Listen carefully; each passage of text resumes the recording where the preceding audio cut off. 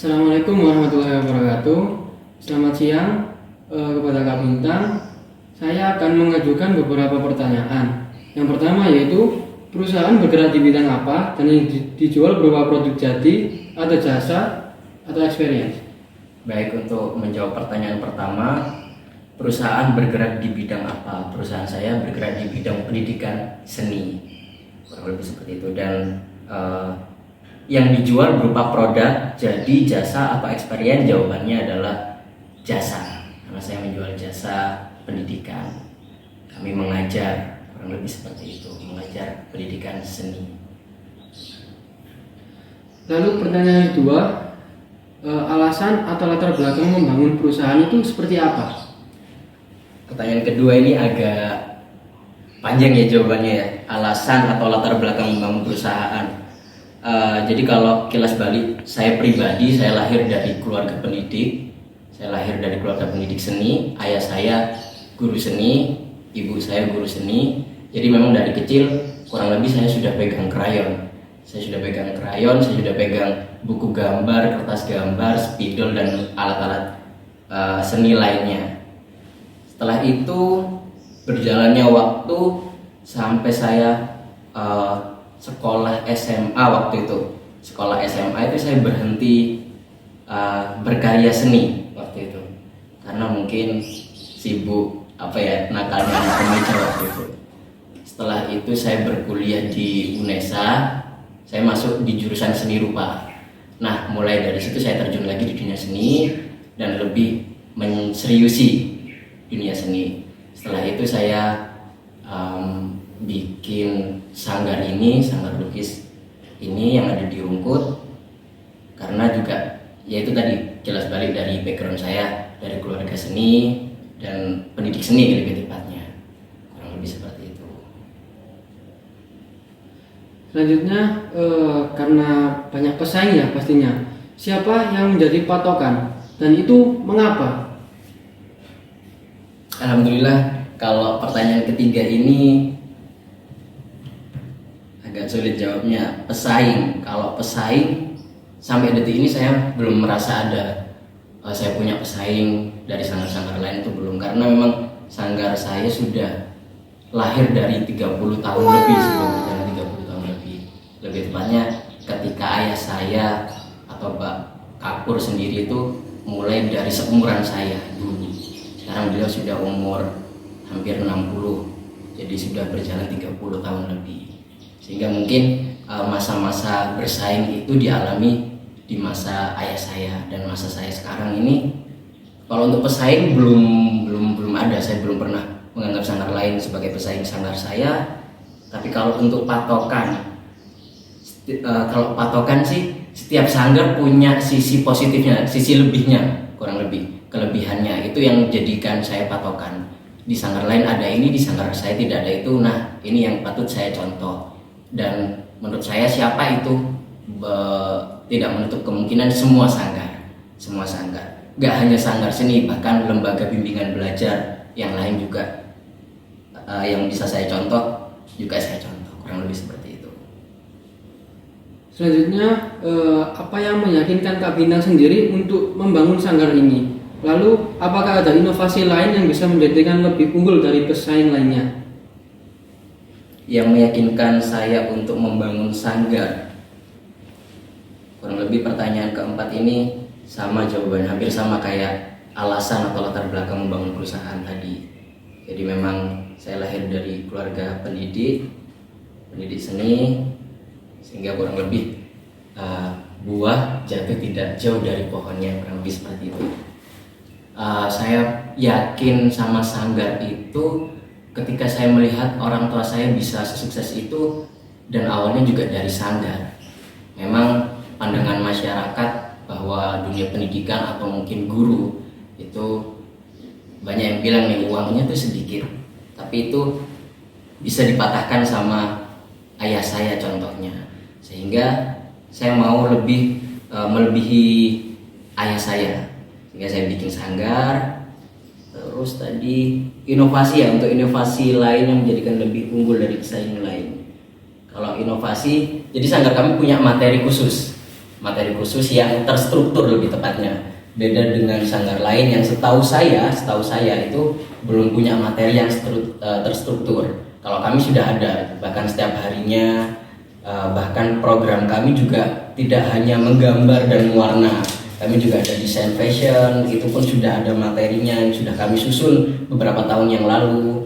Terus ada manga juga, ada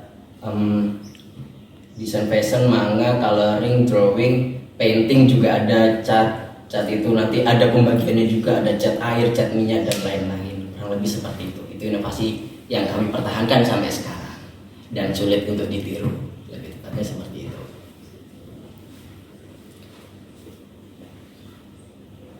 Oke, untuk pertanyaan selanjutnya, pastikan dalam sanggar ini pernah mengalami kerugian. Itu bagaimana Pak Bintang sendiri menangani hal tersebut? Untuk kerugian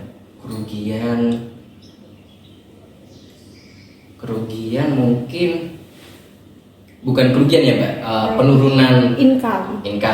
Kalau penurunan income itu biasanya kami memang rutin ini kami tahu di bulan apa itu 2 bulan setiap tahunnya, yaitu bulan apa ini namanya, libur Idul Fitri sama ketika libur Natal. Itu pasti murid kami berkurang, jadi income kami berkurang karena mereka banyak yang liburan. Terutama kemarin itu ketika ada COVID itu pasti berkurang juga. Itu bertahan berapa lama itu berbulan-bulan bahkan bertahun-tahun. Waktu COVID kemarin kami punya inovasi baru. Jadi kami bikin kelas online. Dan justru karena COVID itu kami merasa ada inovasi baru. Setidaknya kalau nggak ada COVID, mungkin kami nggak bikin itu. Mungkin kami nggak bikin kelas online itu. Sehingga kami sampai sekarang cuma offline saja. Tapi karena ada COVID, terus kami punya inovasi online, kelas online. Bahkan sampai sekarang berjalan kelas online-nya. Murid kami paling jauh itu dari Papua. Kayaknya seluruh Indonesia itu terjangkau. Kalau online ya Mbak ya. Kalau offline itu di daerah Surabaya sini. Oke, selain jasa kayak jasa pendidikan yang ditawarkan, apakah ada jasa lain guna membackup income dari sanggar ini? Kalau jasa lain guna membackup nggak ada ya Mbak ya? Atau apa ini, produk bukan? Bukan, cuma kayak misalkan jasa, kan biasanya dari sanggar sendiri itu mengikuti lomba-lomba guna menaikkan nama sanggar ataupun mendapatkan income dari itu tersebut. Oh, oke, saya nangkap. Kalau untuk event atau kegiatan di luar sanggar itu memang kami ada rutinan, betul Mbaknya tadi bilang lomba mewarna itu kami rutin adain biasanya 3, 4 sampai 5 bulan sekali. Kayak bulan ini tuh besok ini hari Minggu besok itu kami ada lomba di Galaxy Mall. Pasti rutin di Galaxy Mall di Kepo Market. Di situ itu kami adain lomba, cuman kalau untuk komersilnya kami nggak ambil Mbak gitu. Jadi memang pure lomba ini kegiatan anak-anak untuk melatih anak-anak untuk lebih berani, untuk lebih kreatif, lebih berani itu bisa dijabarkan lagi tuh. Berani berangkat ke lomba itu kan nggak semua anak berani berangkat. Ada yang takut, berani belajar, berani duduk rapi di sana ngerjain aja dia berani, itu sudah poin plus.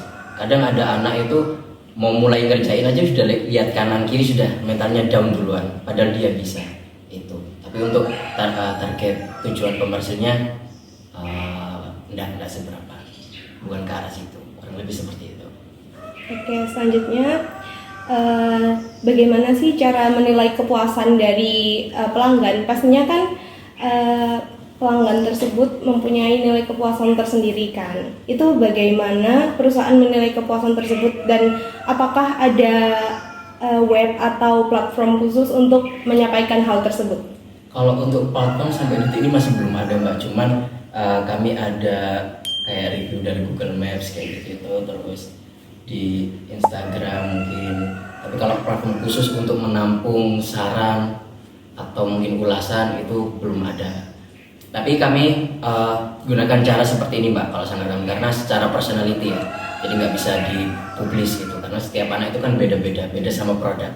Kalau produk mungkin kita jual parfum A, 1000 piece itu sama semua baunya 1000 piece pasti. Tapi kalau jasa ini kan beda-beda. Ada yang anaknya seperti ini, ada yang anaknya seperti ini, ada yang sekali kita kasih materi A dia langsung masuk materi A 1 hari, ada yang kita kasih materi A dia masuknya 1 minggu, itu kan beda-beda. Jadi ulasannya lebih ke pribadi, jadi nggak terlalu kita publis. Nah untuk itu kami biasanya itu 2 minggu sekali sampai 1 bulan sekali kami itu tetap ngobrol sama wali murid tentang perkembangan anak ini tadi gimana. Nanti wali murid kita jelaskan, wali murid juga menanggapi hal tersebut, sama mungkin pasti adalah ulasan gimana missnya gimana, misternya gimana, tutornya gimana, mungkin kurang apa gitu. Oke, selanjutnya itu bagaimana sanggar ini tuh menjaga pelayanan agar pelanggan itu tetap loyal dan kayak merekomendasikan sanggar ini untuk kedepannya, untuk orang-orang lain seperti itu. Upaya perusahaan untuk menjaga pelanggan tetap loyal. Usaha kami tetap memegang erat kalimat ini, Mbak. Kami itu bergerak di bidang jasa. Salah atau benar, kami tetap harus mengalah. Kami tetap harus mengalah. Entah itu salah, entah kita benar, tetap harus mengalah karena kita jasa. Jadi apa ya, Mbak? Pelayanan jasa itu beda sama produk. Kalau produk kita jual itu produk plus servisnya mungkin, tapi kalau jasa itu full service. Jadi lebih ke arah servisnya ini yang kita utamakan.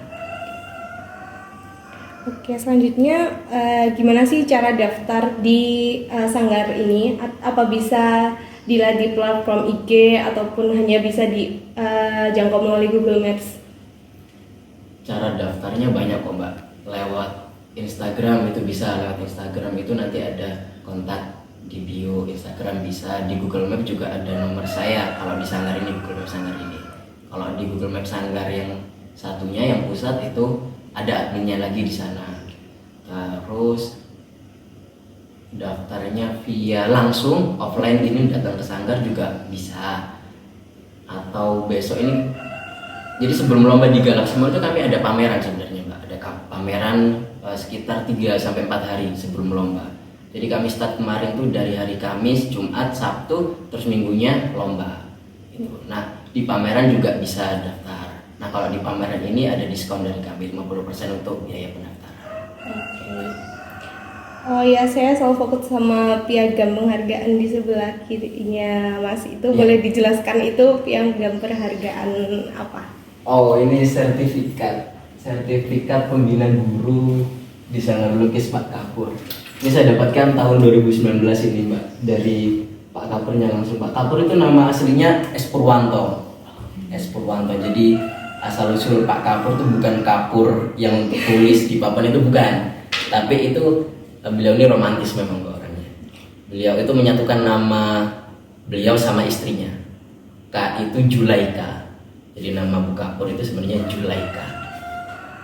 Kalau Purnya itu nama Pak Kapurnya Purwanto. Jadi jadikan satu. Itu.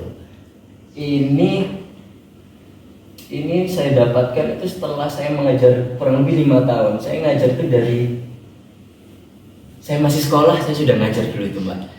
Waktu itu cuman sebagai latihan waktu sekolah itu, bagi saya sebagai latihan. Setelah itu mungkin diiming-iming dikasih imbalan berupa uang waktu itu sama Pak Kapurnya. Terus mungkin keterusan sampai sekarang kan gitu. Ini juga tiket saya untuk bisa buka sanggar ini. Legalitas sertifikasi. Baik, terima kasih atas jawaban yang diberikan. Apabila ada pertanyaan yang kurang berkenan, kami mohon maaf. Saya akhiri wawancara pada siang hari ini. Terima kasih kepada Kak Bintang telah meluangkan waktunya. Saya tutup. Wassalamualaikum warahmatullahi wabarakatuh.